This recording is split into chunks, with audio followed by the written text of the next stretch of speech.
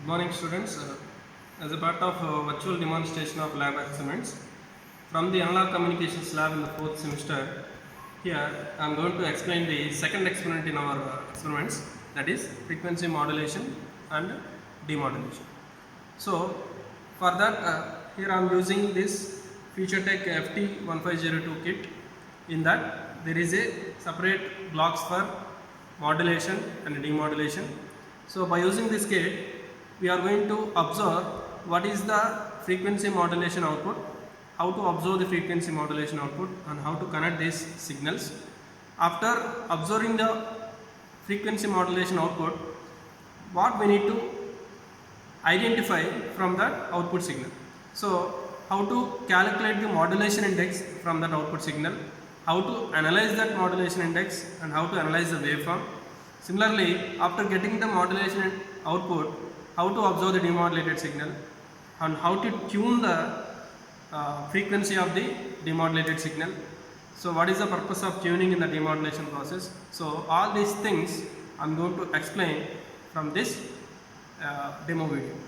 Okay. So, after completion of this watching this video, you are going to understand what is the frequency modulation, how to observe the frequency modulation output in the CRO, and how to calculate the modulation index from the output of the FM, and how to observe the demodulated signal by using this tuning pin. Okay, so all these things I am going to explain. So first, coming to the connections. So there is a separate external adapter is there for the power supply. So you must use the same rating adapter as it is mentioned in the kit. So it is 18 volts as a center tap transformer rating. Here also 18. So the same rating transformer you must connect here. So I am switching up, switch on this power supply. Now first connect one CRO probe to the CRO to any one of the channel. So coming to the kit, there are different parts of the kit. So there are 3 parts of the kit. So the total kit is divided into 3 parts. The first part is the modulating signal generator, that is a message signal. Modulating signal generator, also called as AF, that is a audio frequency. That means the signals for, generating for FM are said to be audio signals. That's why it is mentioned as audio frequency. So this is what message signal, but there is no carrier signal block is mentioned in this kit. But how can you observe the carrier signal from this kit? So by default in the FM or frequency modulation kit or circuits, there is a default oscillator which is there in the FM modulator. So that means without connecting any input to the FM modulator, by default if you observe the output, that output is nothing but the carrier signal. So how to observe carrier signal without connecting anything? If you observe the FM output, that is a carrier signal, and this is the message signal. And after connecting to the message signal to the modulator, then the output is nothing but a FM output. So coming to the observations, first observe the message signal. I am connecting the positive pin to the AF output and negative pin to this, so that the message signal is displayed. So this is a sinusoidal message signal. From this you can adjust the amplitude. So I am adjusting the amplitude such that it is a 2 divisions into 1 volt, that is 2 volts peak to peak voltage. You cannot adjust the frequency, but you need to calculate what is the frequency of the signal. How can you calculate? You should observe what is the time period of this one. So number of divisions, how many divisions are there here? So number of divisions are 2 divisions almost. So 2 divisions into this is 0.1 millisecond. So 2 into 0.1 milli means 10 power minus 6. So in that way you can calculate the time period of the signal. So how to calculate this? So time period is equal to number of divisions for the full cycle, that is 2 divisions into what is the time per division, that is 0.1 into millisecond means 10 power minus 3 seconds. This is what the time period. So frequency of the message signal, that is FM, is equal to 1 by time period. If you reverse this, you will get frequency in terms of kilohertz. Okay, this is how you need to calculate the frequency of the message signal. Now observe carrier signal. How to observe carrier signal without connecting input to the modulator? If you connect the output to the CRO directly, you may observe. You can clearly observe the carrier signal. This is what the carrier signal. So after getting the carrier signal, once again note down what is the amplitude of the carrier signal, what is the frequency and time period of the carrier signal, like this measurement. Note down the time period. 1 by time period is equal to frequency, so that the carrier frequency is observed. Similarly, how to observe the FM output? So after connecting message signal to the input of the modulator, then the output is automatically becomes FM output. So this is what the FM output. So you can clearly observe after connection of the input there is a change in the output. So by adjusting this time per division and hold button, you can clearly observe the FM output. So in this FM output, you can clearly observe there is a change in the frequency. So in this particular part, the frequency is said to be high. That means the waveforms are become denser. In this particular part, the waveforms becomes wider. That means the frequency decreases. Again frequency increases, again frequency decreases, again increases, like this. So that means continuously the carrier frequency is going to be increased and decreased like this. So this is very minute observation. You need to closely look into this and observe how the frequencies are changed. So this is what the frequency modulated output. But to calculate the modulation index from the frequency modulation output, so these minute measurements is very difficult to observe. So that I am expanding this time per division knob, so that you may observe there is a different pattern of getting the FM output. So here you can clearly observe there are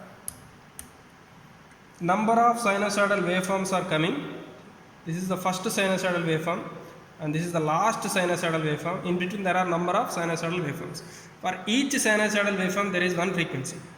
So here this is one sinusoidal waveform, this is the last sinusoidal waveform. Every waveform is having different time gaps or different time periods. So different time period means different frequencies.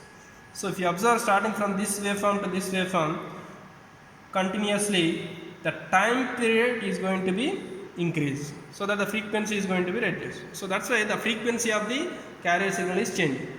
So from this measurement, how to calculate the modulation index? So from this, the modulation index formula is beta is equal to delta f by fm, where delta f is the frequency deviation. The formula for frequency deviation is f max minus f minimum by 2. Now here, and fm is nothing but frequency of the message signal. This is already calculated earlier, so you can substitute here. But how to calculate delta f? So delta f is f max minus f minimum by 2. So f max and f minimum are nothing but the maximum and minimum frequencies of this FM output. So how to calculate this?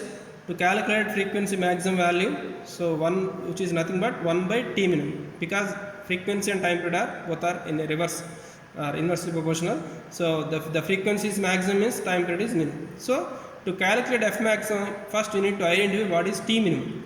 What is which waveform is having the minimum time period. So out of this, automatically the first waveform look like having the minimum time period. So from this first waveform, observe the time period of this first waveform. This is what the time period, some divisions into time per division. If you note down that, which is approximately measured as 5.2 into 10 power minus 6 seconds, that is a T minimum. So if you note down 1 by T minimum, you will get f maximum. Next, how to calculate f minimum? F minimum is nothing but 1 by T maximum. So T maximum means which waveform is having the maximum time period, maximum expanded or maximum time period. So you can clearly observe the last waveform in this group having maximum time period. So note down this time period, number of divisions into time scale. This is the T maximum. So 1 by T max is equal to F minimum. So that we will get maximum value and minimum value of frequencies. Substitute here, find out delta F. So and then calculate modulation index, that is delta F by F. So that modulation index that must be higher than 1 or higher than 10. It should not be less than 1, because if it is the modulation index less than 1, that is not said to be a frequency modulation, that is said to be a amplitude modulation. So how can you identify whether you are getting a perfect frequency modulated waveform? Means the modulation index must be high or greater than 1 or greater than 10. Okay. Now coming to the demodulation process. Demodulation process is simply connect the modulator output to the input of the demodulation, then finally connect the CRO probe at the output of demodulation. So here, if you observe the output, there is some disturbance in the output. We are not getting the demodulation wave perfectly. How? Why? Because whenever you are using a FM radio at your home or FM radio in your phone, in order to set to a particular channel, either it is 98.3 or 93.5 MHz radio channels, what we need to do first, you need to tune your frequency knob to particular value, exactly 98.3 or exactly 93.5. Then only you will get the signal or a music. So here also the same thing, there is a separate tuning knob is provided here. So you need to tune this to the particular carrier frequency what we are generated here, then only you will get the demodulated signal. So here I am tuning this. So if the tuning frequency is set to equal to the perfect carrier frequency wave, then you will get the perfect demodulation wave. So you need to tune this until you get the perfect demodulated waveform. So this is what the perfect demodulated waveform. So again, once again you need to calculate the amplitude and time period of the demodulated waveform. So here the amplitude may changes, but the frequency of the demodulated wave must be almost same as the frequency of the message signal. That is the condition we need to maintain while observing the demodulated signal. Okay, so this is how the modulation and demodulation of frequency modulation kit, and how to observe different waveforms and calculations. Okay, so this is how to analyze the frequency modulation output and calculation of modulation index and other parameters.